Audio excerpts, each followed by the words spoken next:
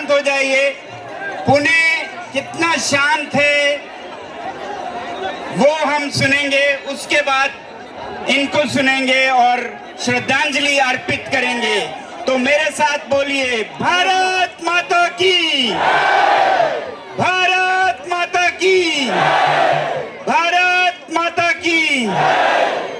शांति शांति, अब बस शांति शांति शांति। पुणे की शांति, पुणे की खामोशी सुनेंगे हम और श्रद्धांजलि अर्पित करेंगे। मित्रांनो, आता माझी एक रिक्वेस्ट आहे सगळ्यांना, ज्या स्टुडंट्सनी आत्महत्या केलेली आहे त्यांच्यासाठी आपण श्रद्धांजली अर्पित करायची आहे। पण त्याआधी मी त्या स्टुडंट्सची नावं इथं वाचणार आहे, तर प्लीज प्लीज सगळ्यांनी शांत राहा। पोलिसांना माझी रिक्वेस्ट आहे, थोडं शांतपणे हाताळावं। तर मी आता नावं वाचणं सुरू करतो। सगळ्यांनी आपले टॉर्च ऑन करून त्या लोकांना, त्या स्टुडंट्सला श्रद्धांजली द्यावी।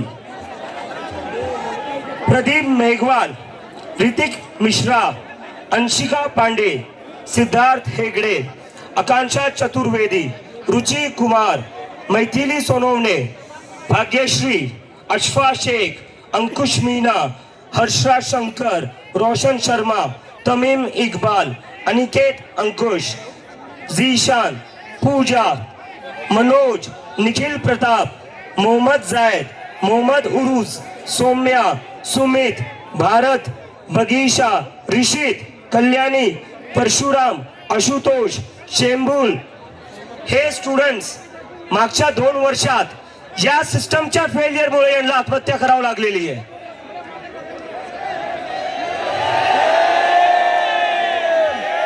मागच्या 2 वर्षात 40 पेक्षा जास्त स्टुडंट्सला आत्महत्या करावी लागलेली आहे। आणि तरी पण हे बिनलाजासारखे यांच्या खुर्चीवर चिटकून बसलेले आहेत। कधीपर्यंत चालणार हे? कधीपर्यंत चालणार?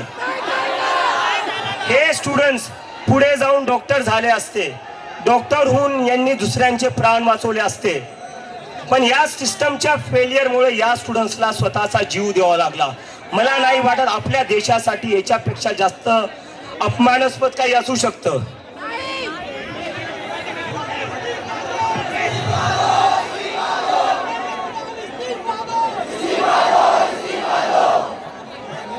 आणि आता येतो मी, जे ऍक्शन या सरकारने घेतलेलं आहे, ऍक्शन या सरकारने काय घेतलं आहे? ज्या स्टुडंट्सनी सुसाइड केलं त्याच्यावर यांनी ऍक्शन घेतलंय ट्रान्सफर, सस्पेन्शन पण नाही, ट्रान्सफर। अधिकाऱ्यांचं ट्रान्सफर केलेलं आहे। म्हणजे आपल्या देशात स्टुडंट्सची लाईफची व्हॅल्यू एवढी कमी आहे की तुमच्याकडून साधं सस्पेन्शन पण होत नाहीये। त्यामुळे मी म्हणतोय, राजीनामा घेतल्याशिवाय आम्ही थांबणार नाही। धर्मेंद्र प्रधान इस्तीफा दो, धर्मेंद्र प्रधान इस्तीफा दो, धर्मेंद्र प्रधान इस्तीफा दो। आता मी रिक्वेस्ट करतो सोनम वांगचुक सरांना थोडं बोलण्यासाठी। सर प्लीज बात करें।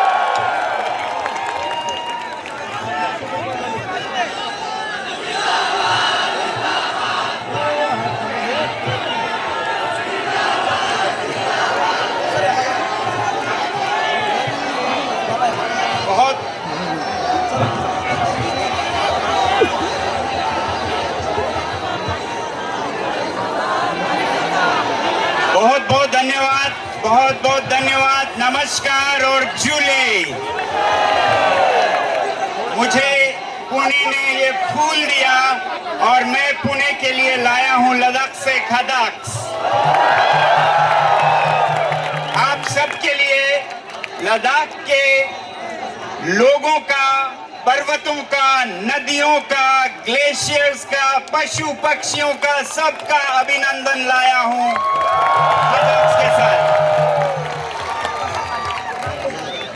हमारे देश में कहा जाता है तमसो मा ज्योतिर्गमया, हम अंधकार से उजाले की तरफ चलें और देश का भविष्य उज्जवल करने के लिए अगर अंधकार की तरफ नहीं, अगर हमें उज्जवल भविष्य की तरफ जाना है तो शिक्षा और पर्यावरण, ये दो मेरे मुद्दे हैं। शिक्षा और पर्यावरण मेरे मुद्दे हैं। सत्य और अहिंसा मेरे रास्ते हैं और न्याय और इंसाफ मेरी मंजिल है। इन्हीं कामनाओं के साथ मैं आप सभी का अभिनंदन करता हूं। शिक्षा जो कि किसी भी देश की नींव है, उस पर सबका लगाव हो, सबका दिलो जान हो, ये जरूरी है। और मैं बहुत खुश हूं, पिछले 1-2 हफ्ते में अभिजीत दिपके जो कि एक खुद युवक हैं, उनसे मेरी मुलाकात हुई, महाराष्ट्र से हैं और एक आंदोलन शिक्षा पर लोगों का ध्यान दिलाने के लिए इन्होंने शुरू किया। इसका मैं बहुत ही समर्थन करता हूं। ऐसे ही इनके साथ बहुत से युवा जुड़े हुए हैं और आप सब जुड़े हुए हैं। आप सबका अभिनंदन। जय मातरम।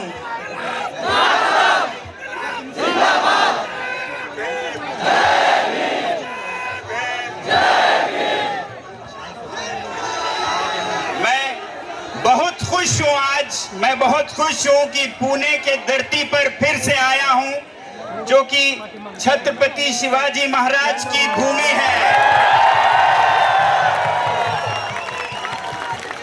जय। जो कि सावित्री बाई फूले और महात्मा फूले की धरती है, जो कि शाहू जी महाराज की धरती है, जो कि श्री अंबेडकर जी के बचपन की धरती है। मैं पुणे को नमन करता हूं, आप सबको नमन करता हूं और आपके इस जोश को, ऊर्जा को नमन करता हूं जो आप लोगों ने शिक्षा के लिए दिखाया है आज, जहां ये आप लोगों का ध्यान परीक्षाओं में जो हो रहा है उसकी तरफ खींच रहे हैं, जो अन्याय हो रहा है परीक्षाओं में। मैं पहले भी कह चुका हूं, मुझे तो शिक्षा में बहुत ही अंधकार दिखता है। इसे अंधकार से उजाले की तरफ ले जाने की जरूरत है। बहुत कमियां हैं, बहुत ही परीक्षा केंद्रित है, एग्जामिनेशन सेंटर्ड। अब वो तो है ही, और उसके ऊपर अगर परीक्षा में भी धांधली हो, परीक्षा में भी घोटाला हो, तो फिर हम क्या कर रहे हैं।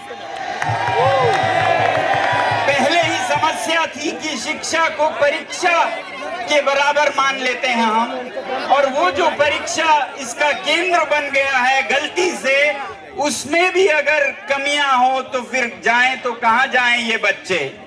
तो इसलिए ये बिल्कुल जरूरी है कि ये जो परीक्षाएं हैं, पैमाने हैं, मापक हैं, इनको सही किया जाए और इसमें जो गलत है हो रहा हो तो उसकी जवाबदेही मांगी जाए, जिम्मेदारी मांगी जाए, जो कि आप सब करते हैं। बिल्कुल जिम्मेदारी ले, यानी कि हम कह रहे हैं कि जिम्मेदारी लीजिए, जिम्मेदारी लेनी होगी, जिम्मेदारी लेनी होगी। तो बहुत कमियां हैं, जैसा मैं कहता आया हूं, हमारे शिक्षा नीतियों में कुछ बदलाव आ रहे हैं, मगर वो भी जमीन पर नहीं उतर रहा है। और उसके ऊपर आलम ये कि जो परीक्षाएं, जो कि बहुत अच्छे बुनियादों पे नहीं है, उसमें भी कमियां हैं। मगर खुशी की बात यह है कि आज भारत में दिल्ली में, पुणे में, लखनऊ में, अमृतसर में, हर जगह लोग जाग रहे हैं इस कमी की तरफ। युवा जाग रहे हैं, जवाबदेही मांग रहे हैं। और लोकतंत्र की यही शक्ति है, जब लोग जवाबदेही मांगे तो वही शक्ति है, और उसके बिना लोकतंत्र बेमानी है। तो आप लोगों का फिर से बधाई कि आप इस राष्ट्रीय दायित्व को निभा रहे हैं। ये किसी सरकार के खिलाफ नहीं है, बल्कि कोई भी अच्छी सरकार ऐसी जवाबदेही मांगने पर उन्हें बहुत खुशी होनी चाहिए, क्योंकि उनका काम सही होगा। दोस्त सच्चे वो हैं जो आपकी कमियां बता सकें और जो आपसे जवाबदेही मांग सकें। वो दूर के दोस्त हैं, वो दूर के दोस्त हैं, चाहे उनकी कड़वाहट लगे, कटु लगे उनकी जुबान, मगर वो सच्चे दोस्त हैं। नकली दोस्त वो हैं जो आपके चाटुकार हो, जो आपके हर चीज को सही कहे, चाहे वो सही हो या गलत हो। तो ऐसे नागरिक ना बने, ऐसे नागरिक ना बने। आप वो नागरिक बने जहां सही हो वहां गलत ना कहें, और जहां गलत हो वहां सही है ना कहें। तो जैसा मैं कह रहा था, शिक्षा और पर्यावरण मेरे मुद्दे हैं, हमारे मुद्दे हैं। भविष्य उज्जवल होने के लिए एक तरफ हमारे बच्चों की शिक्षा बहुत बहुत जरूरी है, वहीं दूसरी तरफ पर्यावरण हमें अगले पीढ़ियों तक स्वच्छ रखना बहुत जरूरी है, जिसमें कि हमारी हवा साफ हो, पानी साफ हो, वरना आने वाली पीढ़ियां सांस के लिए तरसेंगे, पानी के लिए तरसेंगे। तो ये जलवायु, ये पर्यावरण, इसे भी हम उस दूर अंदेशी नजरिए से देखें जैसे हम शिक्षा को देखते हैं। और मैं पुणे को सलाम करता हूं, इससे 2-3 बार पहले भी आया हूं। पुणे के लोग बहुत ही सजग हैं, पर्यावरण के प्रति बहुत ही सजग हैं। मैं इससे पहले जब आया तो कभी नदियों को बचाने की बात चल रही थी, उसके लिए आया। कहीं पेड़ों को बचाने के लिए लोग निकले थे, इसके लिए आया। मुझे आशा की किरण दिखती है पुणे से, महाराष्ट्र से।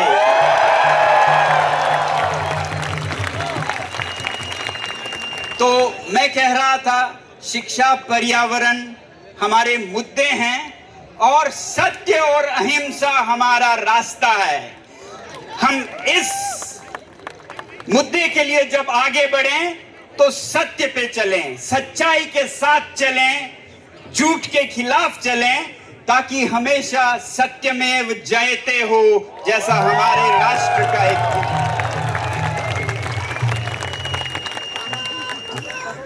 जय। और सच्चाई के लिए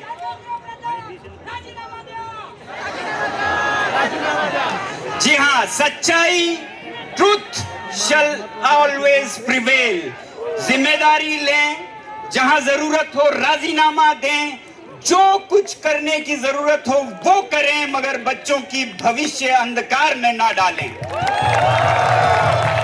सत्य के साथ चले। अगर गलत हो रहा है, अगर शिक्षा प्रणाली में, परीक्षाओं के प्रणाली में कमियां हैं, तो उन्हें दूर करने के लिए सच्चाई पे चले, किसी भी झूठ का सहारा ना ले, जिम्मेदारी ले। ये बहुत जरूरी है, सत्य के रास्ते पे हम चलें। और उसके लिए मैं ये कहूंगा, लोग तो सच्चाई पे चल ही रहे हैं, बहुत जरूरी है कि हमारे देश की जो संचार व्यवस्था, मीडिया है, वो भी सच पे चले। एक देश की जमीर,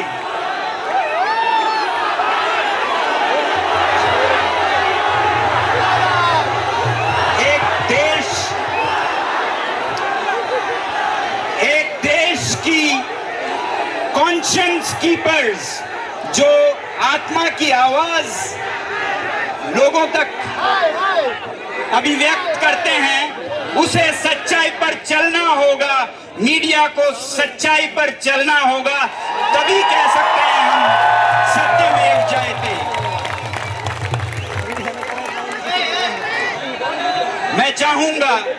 मैं चाहूंगा आजकल जब दुनिया में भारत की चर्चा हो रही है कि यहाँ फ्रीडम ऑफ प्रेस नहीं है, 157वें की कहीं नीचे हम गिर गए हैं, तो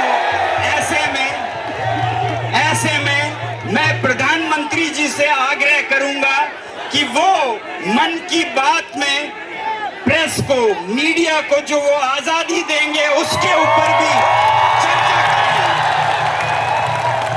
क्योंकि जब तक देश की मीडिया साफ सुथरी और सच नहीं होगी तब तक लोगों तक सच्चाई नहीं पहुंचेगी, झूठ फैलेगा और सच्चाई दम घुटने पे मजबूर होगी।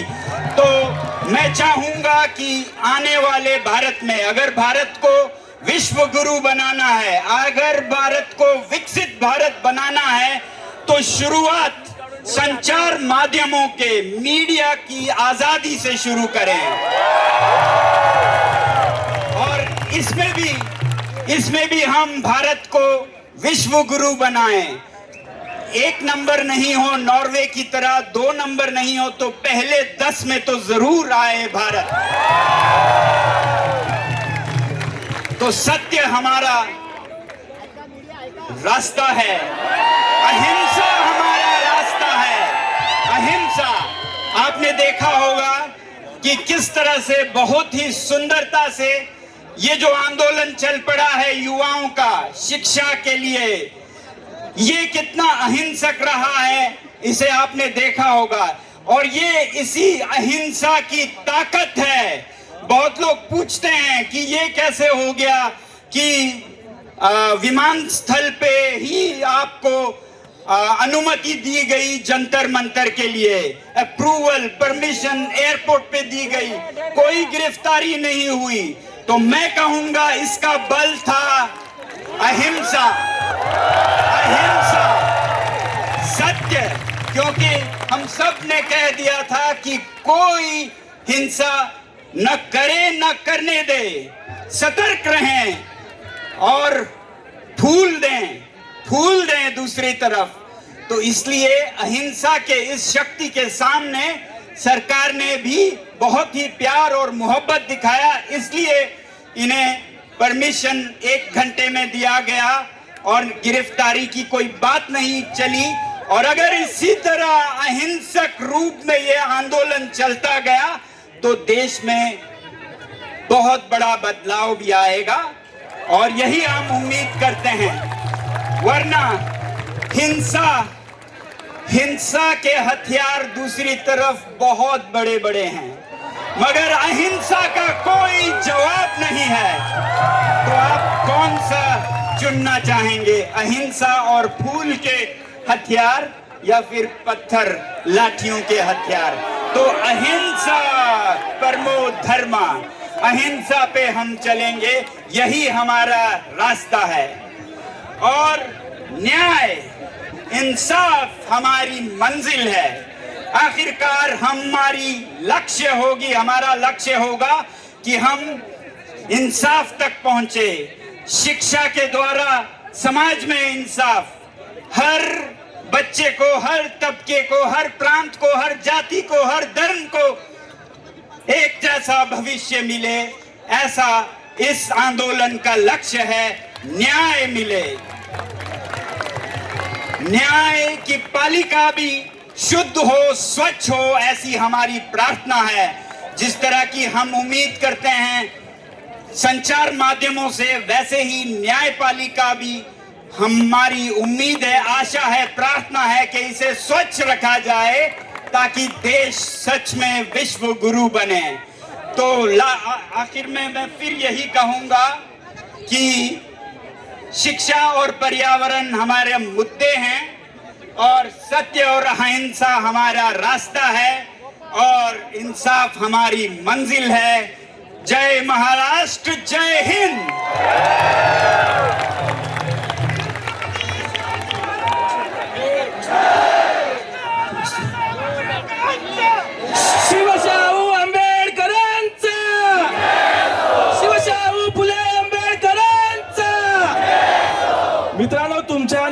मध्ये मी फक्त 2 मिनिटं येतो. परत एकदा सांगायला की एक्झिटचा मार्ग आपल्या डाव्या बाजूने जाणार आहे. आपलं पहिल्यापासून आम्ही हे सांगतोय, आपलं पुन्हा शांततेने आपल्या मार्गाने आपण करायचं आहे. आणि आपला जो अजेंडा आहे, सर्व आंदोलन आपलं शांततेच्या मार्गाने संविधानाच्या चौकटीत झालं पाहिजे, अशी माझी आग्रही विनंती आहे. एकदा जोरदार घोषणा देऊया, युवा शक्ती जिंदाबाद, युवा शक्ती जिंदाबाद. आता आपल्या महाराष्ट्राची माती काय असते हे सर्वांनी बघितलंय. मी अभिजित चिन्ह विनंती करतो की त्यांनी आपले 2 शब्द मांडावे.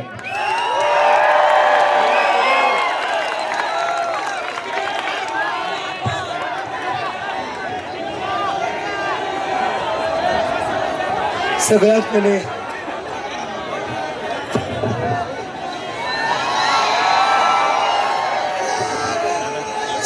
पहिले मला तुमच्या सगळ्यांना थँक्यू म्हणायचं आहे. कारण की जेव्हा मी अमेरिकेमधनं फ्लाईटमध्ये बसलो होतो तेव्हा असं मला हे नक्कीच माहिती होतं की मला अटक करण्यात येणार आहे. पण मी असं ठरवलं होतं, मला जरी अटक झाली तरीही चालेल. मला माहिती होतं, मला भरोसा होता की तुम्ही लोक ही मूव्हमेंट पुढे चालवणार आणि ही तुमचीच ताकद होती, ही तुमची शक्ती होती, ज्याच्यामुळं हे लोक मला अटक नाही करू शकले. मी जेव्हा अमेरिकेवरनं निघालो, माझी आई तेव्हा खूप रडत होती. जितकं मी अमेरिकेला जाताना ती रडली नव्हती, तेवढं ती रडली जेव्हा मी आपल्या देशात वापस येत होतो. कोणत्या आईला असं वाटत नसेल की तिचं लेकरू घरी आलं पाहिजे, पण तरी ती म्हणली, घरी तू इंडियात वापस येऊ नको, हे लोक तुला अटक करतील, नाही ते तुझ्यासोबत काही बरं वाईट करतील. आणि हे सांगायचं कारण म्हणजे ही फक्त माझ्या एकट्याची सिच्युएशन नाहीये. असे सगळे आई वडील इथं बसलेले असतील आज, ज्यांना वाटतं की माझा मुलगा जर राजकारणावर बोलला, माझी मुलगी जर सरकारला प्रश्न विचारेल तर त्यांच्या सोबत काही बरं वाईट होईल किंवा केस टाकल्या जातील. तर ही सगळ्या आई वडिलांच्या मनात भीती आहे. तर मला फक्त त्या आई वडिलांना सांगायचं आहे, तुमच्या मुला मुलींना तुम्ही बोलवण्यापासून थांबू नका. जेलमध्ये जायचं असेल तर मी जाईल, पण तुम्ही तुमच्या मुला मुलींना बोलवण्यापासून थांबू नका. त्यांना बोलू द्या. जोपर्यंत ते बोलणार नाही तोपर्यंत ही सरकार अशीच आपल्याला ग्रँटेड घेत राहील. ते आपल्याला कुठंच होऊ द्यायचं नाहीये. आणि आता येतो मी कॉकरोचवर. त्याच्या आधी आपण एक नारा लावू, I am cockroach, I am cockroach, I am cockroach, I am cockroach, I am cockroach, I am cockroach, I am cockroach, I am cockroach, I am cockroach, I am cockroach, I am cockroach, I am cockroach, I am cockroach. तर मित्रांनो,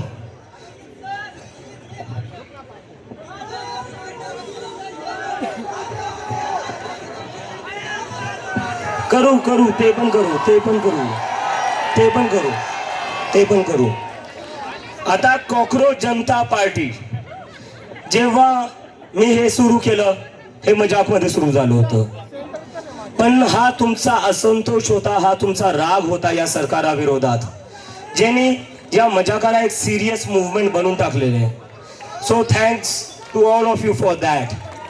आणि मला जेव्हा हे सुरू झालं तेव्हा बरेचसे लोक मला इंटरव्ह्यू मध्ये विचारत होते, असतील 10 मिलियन, असतील 20 मिलियन, पण हे सगळं सोशल मीडियावर आहे, जमिनीवर कोणीही येणार नाही.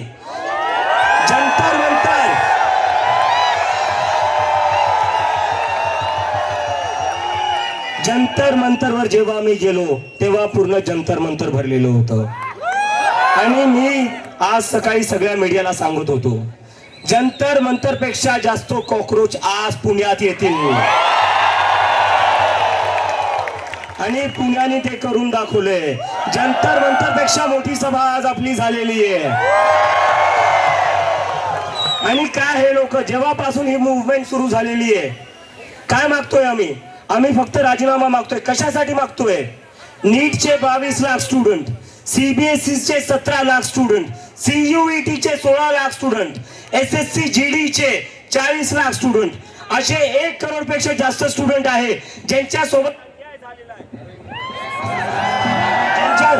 असे 1 करोड पेक्षा जास्त स्टुडंट्स आहेत ज्यांच्या सोबत अन्याय झालेला आहे आणि तरीही कोणी जिम्मेदारी घ्यायला तयार नाहीये, तरीही कोणी राजीनामा द्यायला तयार नाहीये. तर आमचं हे म्हणणं आहे की तुम्ही कधीपर्यंत असे बिनलाजापणे तुमच्या खुर्चीवर बसून राहाल आणि आपल्या देशाचे जे विश्वगुरू आहेत,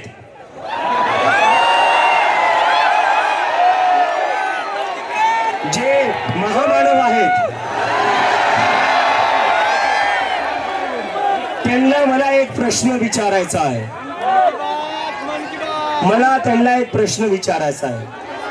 तुमच्यासाठी हे 1 करोड स्टुडंट्स महत्वाचे का तुमचा एक इनकॉम्पिटेंट मिनिस्टर महत्वाचा आहे? तुम्हाला निवड करावं लागेल. जर तुम्ही त्यांना काढणार नाही तर उद्या तुमचं ट्रान्सफर करण्यात येईल.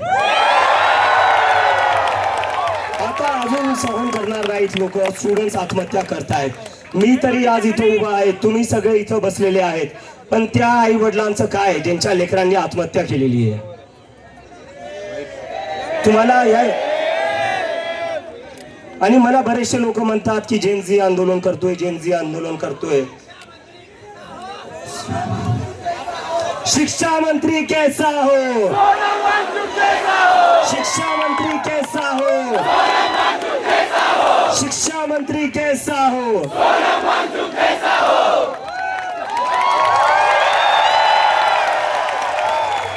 आणि अजून एक सोनम वांगचुक सर, रँचो रँचो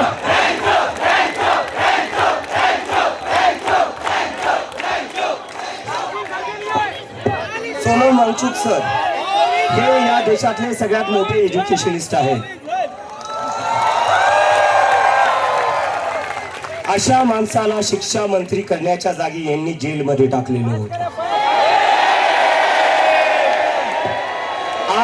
आज मी बातमी वाचली, जे जंतर मंतरवर एक टीचर आली होती आमच्या मुवमेंटला सपोर्ट करायला, तिलाही सस्पेंड करण्यात आलेले आहे. मला हे कळत नाहीये, यांना जेलमध्ये टाकण्याजागी, मला जेलमध्ये टाकण्याजागी किंवा त्या टीचरला सस्पेंड करण्याजागी तुम्ही तुमचं काम नीट का नाही करत? तुम्ही पेपर नीट का नाही थांबवत? तुम्ही राजीनामे का नाही घेत? जर तुम्ही राजीनामे घेतले असते तर मला अमेरिकेवरनं इथे यायची गरज पडली नसती. जर तुम्ही धर्मेंद्र प्रधानचा राजीनामा घेतला असता तर इतक्या सगळ्या स्टुडंट्सला आज इथं रस्त्यावर बसावं नसतं लागलं. तर तुम्ही काय चालवलेले या देशात हा तुम्हाला विचार करावा लागेल. आणि आता मी तुमच्या सगळ्यांना एक रिक्वेस्ट करतो,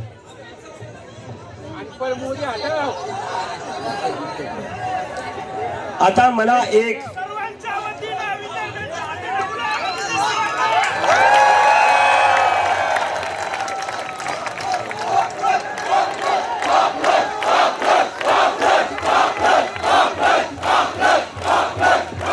और ये लद्दाख के तरफ से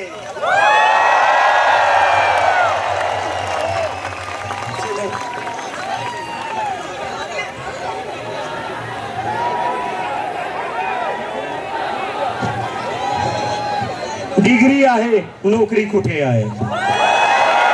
आता मी याच्यावरच येतोय.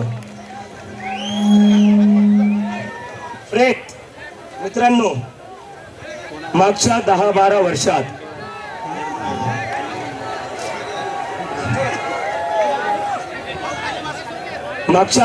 वर्षात आपल्या देशात जे राजकारण चालू आहे, जी पॉलिटिक्स चालू आहे, त्याच्यामुळं आपलं काय नुकसान होते हे आज आपल्याला समजते.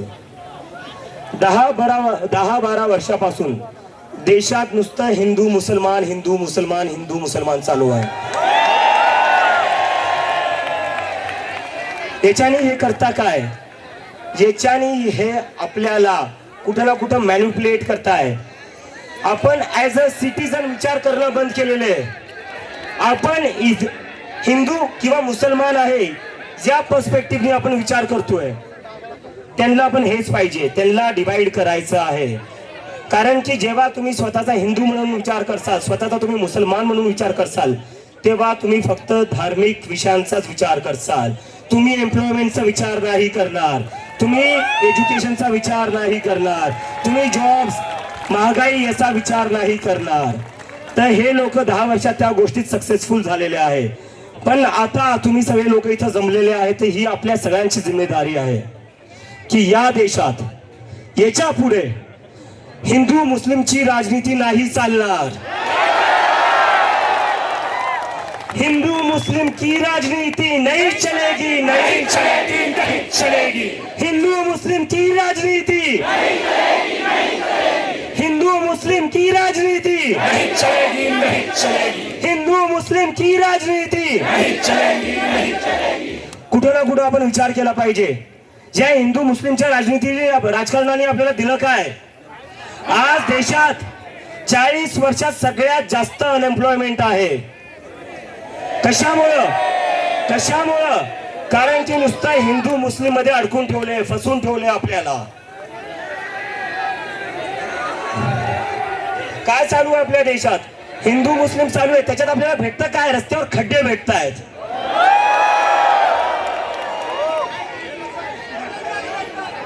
हिंदू मुस्लिमच्या राजनीतीमध्ये आपल्याला भेटतं काय? आपल्याला कोसळणारे पूल भेटतायत. त्याच्यात हिंदूही मरतायत, त्याच्यात मुसलमानही मरतायत.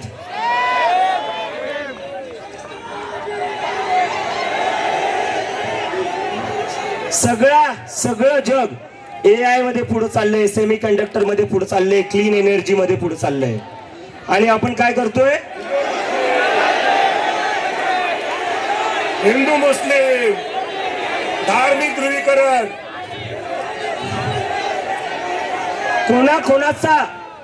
कोणाचा हिंदू मुस्लिमच्या पॉलिटिक्स मुळे फायदा झालाय?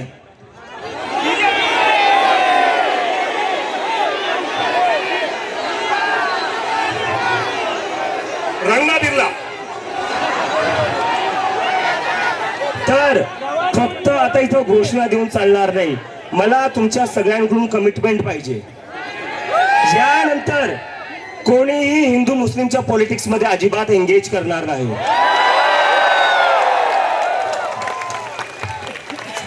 भलेही ते ब्रिटिश असो,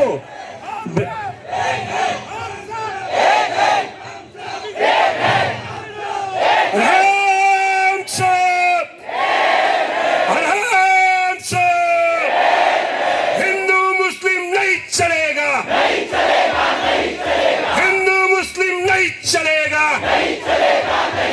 अरे हिंदू मुस्लिम नहीं चलेगा, हेट पॉलिटिक्स नहीं चलेगा.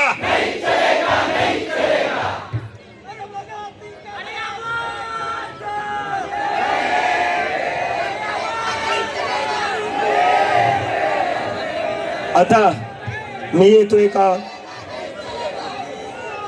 नाही, ठीक आहे, असू द्या.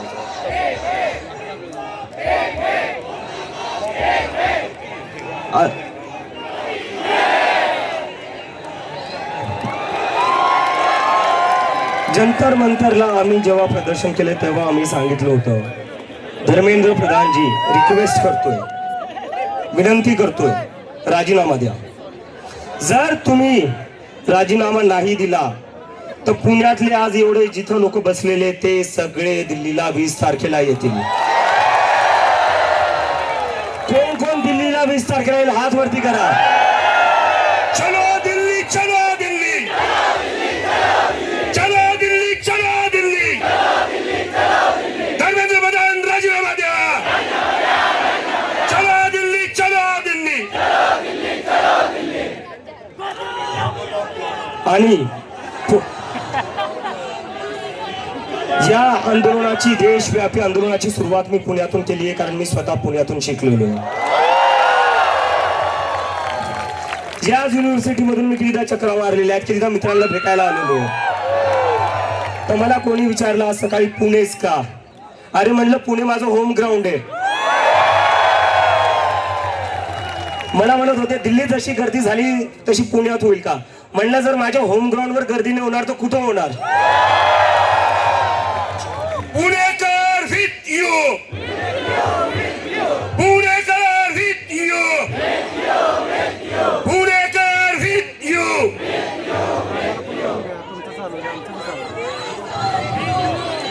आता पुण्यातून मी जाणार आहे लखनौला, तिथून मी जाणार आहे लखनौ नंतर अमृतसरला, जयपूर, बँगलोर, जिथं जिथं गरज पडेल मी तिथं जाईल. आणि या देशातला सगळा युवा, सगळे स्टुडंट्स 20 तारखेला दिल्लीला येतील आणि धर्मेंद्र प्रधानचं रेजिग्नेशन घेतल्याशिवाय वापस जाणार आहे. 20 जूनला आपल्याला दिल्लीला यायचं आहे आणि मी तुमच्यावर काउंट करतोय. मी अमेरिकेतून एकाच भरोश्यावर आलोय की तुम्ही सगळे लोक सोबत उभा राहाल आणि मला आता गॅरंटी आहे की तुम्ही नक्की सोबत उभा राहाल. आणि आता मी एक अनाउंसमेंट, जब तक इस्तीफा नहीं होता है तब तक चलेगी.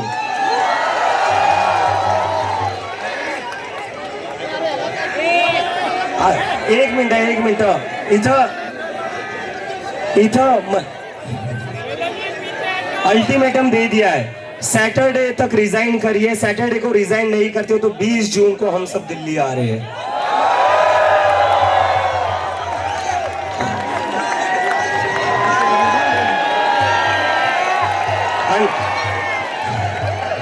जरा लक्ष द्या, महत्वाचं चाललंय.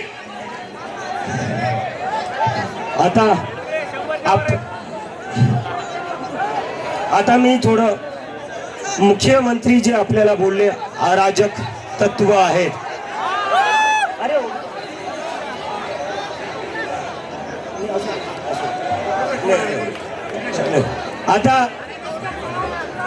आता आपल्याला, मी जेव्हा जंतर मंतरवर निघालो एअरपोर्टवरनं बाबासाहेब आंबेडकरांचं असंच एक पुस्तक घेऊन, त्याच्यावर मुख्यमंत्री साहेब बोलले अराजक तत्व.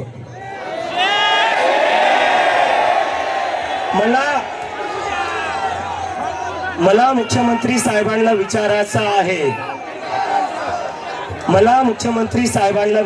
आहे, जे डॉक्टर बाबासाहेब आंबेडकरांना फॉलो करतात ते अराजक आहे का? जे भीमच्या घोषणा देतात ते अराजक आहे का? नाही. आणि त्यात मुख्यमंत्री साहेब हे पण बोलले की यांनी नुसतं संविधानाचं पुस्तक पकडले, यांना संविधान माहिती नाही. त्याच्यावर मला मुख्यमंत्री साहेबांना विचारायचं आहे, संविधानात कुठं लिहिलं होतं सकाळी 5 वाजता विदाऊट मेजॉरिटी तुम्ही शपथ घेऊ शकता?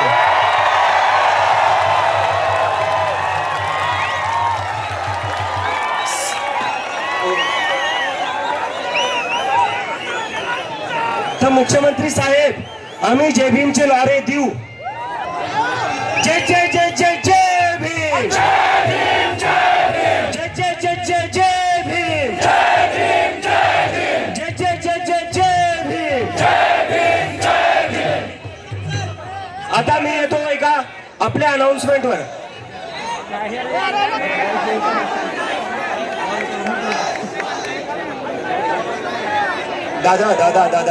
दादा प्लीज. आता मी येतो आपल्या महत्वाच्या अनाउन्समेंटवर. काल मी बऱ्याचशा स्टुडंट्सला भेटलो, एमपीसीच्या स्टुडंट्सला भेटलो. त्यांच्याही खूप तक्रारी आहे या सरकारपासून. त्याच्यावर आम्ही एक 5 पॉइंट अजेंडा, 5 डिमांड्स ज्या आमचा एक्झाम मॅनिफेस्टो असणार आहे, त्याच्यात आता मी तुम्हाला वाचून दाखवतो त्या डिमांड्स काय असणार आहे. पेपर लीक जेव्हा जेव्हा होईल तेव्हा प्रत्येक स्टुडंटला 10,000 देण्यात यावे. जर एखादी परीक्षा ऐनवेळी कॅन्सल झाली, लीक झाली किंवा पुढे ढकलली गेली तर विद्यार्थ्यांचा ट्रेन, बस, राहण्याचा खर्च आणि मानसिक त्रासाची भरपाई म्हणून सरकारने प्रत्येक विद्यार्थ्याला ताबडतोब 10,000 दिले पाहिजे. परीक्षा रिझल्ट जर 1 महिन्यापेक्षा जास्त उशिरा लागला तर प्रत्येक विद्यार्थ्याला रिझल्टला जितके महिने उशीर होईल तितके महिने प्रति महिने 10,000 द्यावं लागतील. तुमचा इलेक्शनचा रिझल्ट 1 महिन्यात तुम्ही लावता, तुमचा इलेक्शनचा रिझल्ट तुम्ही 1 महिन्यात लावता. इलेक्शनसाठी तुम्ही स्पेशल ट्रेन काढतात. मग ह्या स्टुडंटसाठी तुम्ही स्पेशल ट्रेन का नाही करत भरतीच्या वेळेस? काय नाही करत? आणि दुसरी आता आमची मागणी, दुसरा आमचा मुद्दा, दुसरा आमचा अजेंडा, 72 तासाच्या आत बॅकअप डे री एक्झामचं तुम्ही आयोजन केलं पाहिजे. प्रत्येक मोठ्या परीक्षेसाठी आधीपासूनच एक बॅकअप डे ठरला असला पाहिजे. म्हणजे जर परीक्षा कॅन्सल झाली तर पुढच्या 72 तासाच्या आत ती पुन्हा घेता येईल. विद्यार्थ्यांना आठवडे आणि महिने पुन्हा तोच मानसिक ताण सहन करायला लावू नका.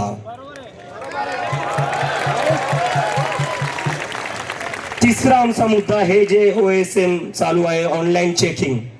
स्टुडंट्स आपल्या हाताने पेपर लिहित आहेत. चेक कसे होत आहेत? स्कॅन करून, फोटो काढून. कसं काय होणार आहे ते? तर जर पेपर स्टुडंट्स हाताने लिहित आहेत तर ते पण तुम्हाला फिजिकली चेक करावं लागतील. ते ऑनलाईन चेक करून चालणार नाही. याच्यामुळे जी धांदली झाली, जे CBSE मध्ये धांदली झाली, ती थांबली पाहिजे. आणि आता अजून एक मुद्दा आमचा, लेट होणाऱ्या परीक्षांसाठी वय मर्यादेत सवलत. जर तुम्ही परीक्षा लेट घेताय, तुमच्या परीक्षांचे निकाल लवकर नाही लागत आहे, त्याच्यासाठी कोणत्याही स्टुडंटचा एज लिमिटमुळे त्याच्या ऑपॉर्च्युनिटीज गेल्या नाही पाहिजे. हे तुमचं फेलियर आहे, स्टुडंटचं नाही. हे सरकारचं फेलियर आहे. सरकारच्या फेलियरमुळे कोणत्याही स्टुडंटचे अटेम्प्ट्स कमी झाले नाही पाहिजे. आणि दुसरी आता आमची शेवटची एक जी मागणी आहे, परीक्षेच्या 7 दिवसाआधी कम्प्युटर टेस्टचं ऑडिट झालं पाहिजे. कोणाला तुम्ही टेंडर देतायत, जसं एका इंडिपेंडेंट बॉडीने ऑडिट केलं पाहिजे. हे नाही की मंत्र्या संत्र्यांच्या मित्रांना किंवा नातेवाईकांना तुम्ही टेंडर देऊन टाकसाल. हे चालणार नाही. तर ह्या आमच्या 5 मोठ्या डिमांड आहे. आणि आता माझा एक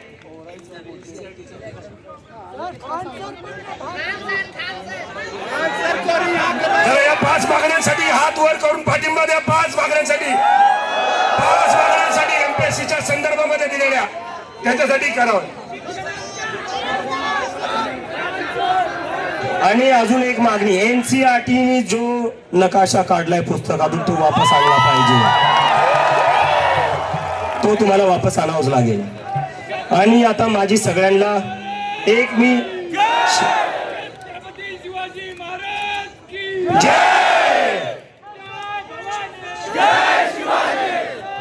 आता मी एक हे बोलतो की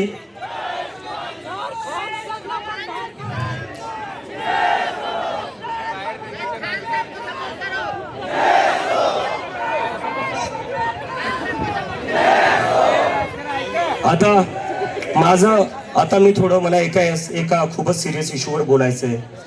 जेव्हापासून आमची कॉकरोच जनता पार्टी सुरू झाली तेव्हा एक हे सुरू झालं, deep state funding, George Soros funding, Pakistan funding.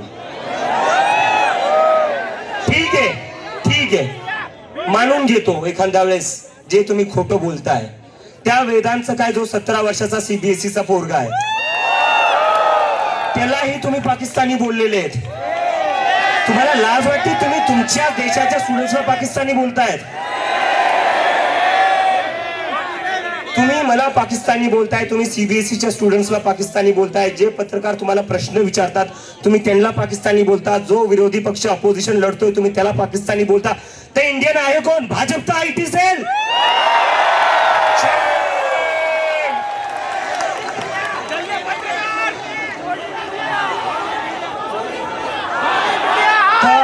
आता आम्ही सांगतोय, हे हिंदू मुसलमान आणि पाकिस्तानचं चालणार नाही.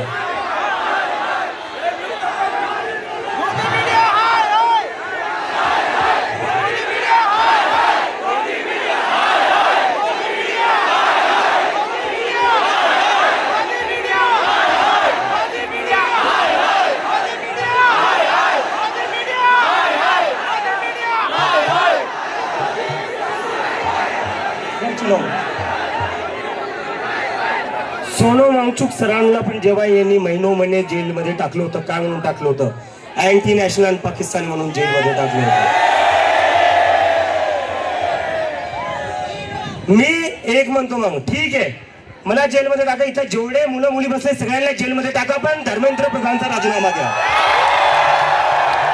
आम्ही सगळे जेलमध्ये जायला तयार आहे, पण धर्मेंद्र प्रधानचा राजीनामा द्या.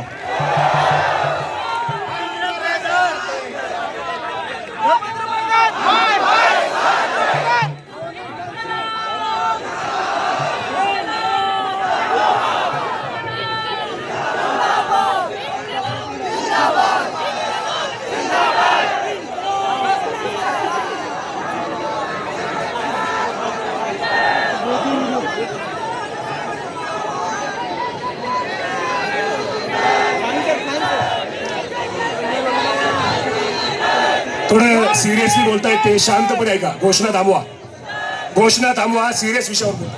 आता बऱ्याचशा लोकांना प्रश्न पडलाय, नक्की कॉक्रोच आहे काय? कॉक्रोच आहे काय? कॉक्रोच हा एक मेसेज आहे की या देशातला युवा तुमच्या पॉलिटिक्सला थकला आहे, तुमच्या पॉलिटिक्सवर फ्रस्ट्रेट झालेला आहे. ज्या सिस्टमवर गिव्हअप केलेला हा कॉक्रोच आहे. आणि भरपूर लोक म्हणतात कॉक्रोच गटारीत असतात, कॉक्रोच इथं असतात, तिथं असतात. मी म्हणतो कॉक्रोच तिथं असतात जिथं काही सडलेलं असतं. सिस्टम सडलेलं आहे, त्याला नीट करावं लागेल आणि त्याला कॉक्रोचेस आता नीट करणार. तर आपण ज्या गोष्टी ठरवल्या, सगळ्यांनी 20 तारखेला जंतर मंतरला यायचंय. हात वरती करून परत एकदा सांगा कोण कोण येणार आहे.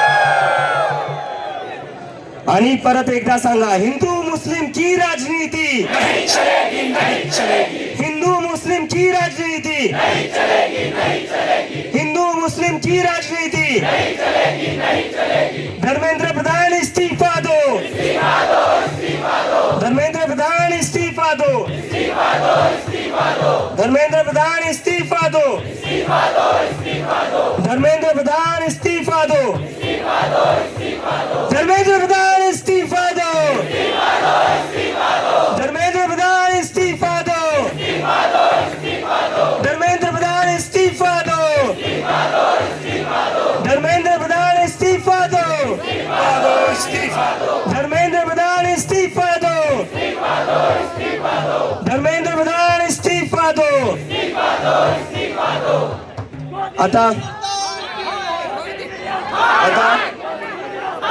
आता रोहित वेमुला जे होते त्यांना सुसाईड करून 10 वर्ष झालेले आहेत. आपण सगळे 2 मिनिटं, रोहित वेमुला जे होते एक स्टुडंट ज्यांना या सिस्टमच्या फेलियर म्हणून सुसाईड करावं लागली होती, त्यांच्यासाठी आपण 2 मिनिटं मौन धारण करूया आणि त्यांना श्रद्धांजली देऊया. बसून राहा प्लीज, बसून राहा.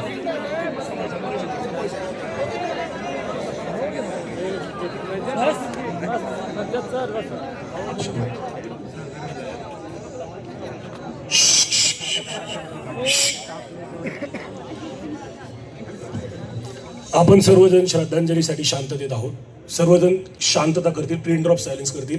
2 मिनिटांची तरी आदरांजली आहे. मान्यवर नेत्यांनी आपल्याला आग्रह केला, आपण सगळे शांत राहू.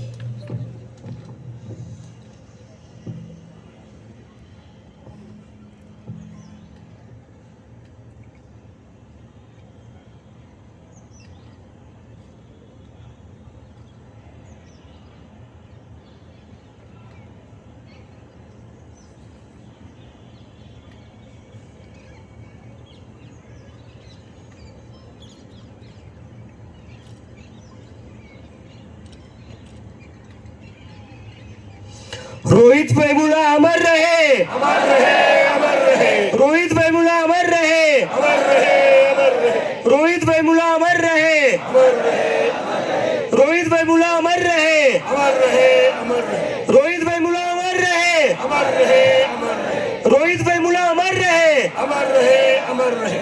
तर मित्रांनो, आज आपण हे आंदोलन इथेच संपवूया शांतीपूर्ण प्रकारे. आणि राष्ट्रगीत आपल्याला करायचंय, सगळ्यांनी उठून एकदा उभा राहावं. आपण राष्ट्रगीत करून आपलं हे आंदोलन संपवूया. 2 मिनिटं. आणि जे लोक आहेत जाताना आपल्याला सगळा परिसर साफ करून जायचा आहे. आपण या देशाचे सुशिक्षित नागरिक आहोत, तर आपण जे काही खाली पडलेले आहे ते साफ करायचं, कुठंच काही घाण ठेवायची नाही. चला आता आपण राष्ट्रगान सुरू करूया. जनगण मन अधिनायक जय हे. भारत भाग्य विधाता पंजाब